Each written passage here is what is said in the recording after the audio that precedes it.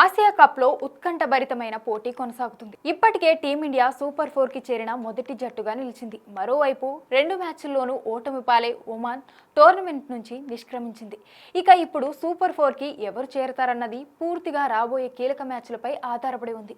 Group ఏలో Pakistan, UAE ఈ జట్ల మధ్య జరిగే మ్యాచ్ పై అందరి దృష్టి ఉంది. ఒమాన్ పై విజయం సాధించిన యుఏఈ తన ఆశలను సజీవంగా ఉంచుకుంది. ప్రస్తుతం పాకిస్తాన్, యుఏఈ చెరో 2 పాయింట్లతో సమానంగా ఉన్నాయి. అయితే పాకిస్తాన్ నెట్ రన్ రేట్ బాగున్నా ఇప్పుడు అది సరిపోదు. ఈ మ్యాచ్ డూ ఆర్ డైగా మారింది. పాకిస్తాన్ గెలవకపోతే సూపర్ 4 కి అర్హత సాధించలేరు. నేరుగా టోర్నమెంట్ నుంచి బయటకు వెళ్లాలి. గ్రూప్ బిలో పరిస్థితి ఇంకా క్లిష్టంగా ఉంది.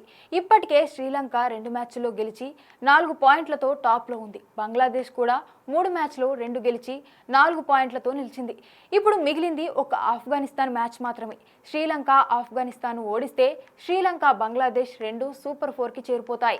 కానీ ఆఫ్ఘనిస్తాన్ గెలిస్తే 3 జట్లకు చెరో 4 పాయింట్లు వస్తాయి. అప్పుడు సూపర్ 4 కి వెళ్లే 2 జట్లు నెట్ రన్ రేట్ ఆధారంగా నిర్ణయించబడతాయి. ఇప్పటికే భారత్ పాకిస్తాన్ను 7 వికెట్ల తేడాతో ఓడించి 4 పాయింట్లతో తన స్థానం ఖాయం చేసుకుంది. ఇక ఈ రోజు జరగబోయే మ్యాచ్లు ఏ జట్ల భవిష్యత్తు నిర్ణయిస్తాయో చూడాలి. ఒక్క తప్పిదం కూడా జట్టును నేరుగా టోర్నమెంట్ నుంచి బయటకు నెట్టేస్తుంది. కాబట్టి రాబోయే మ్యాచ్లు నిజంగా ఆసక్తికరంగా, ఉత్కంఠభరితంగా ఉండనున్నాయి.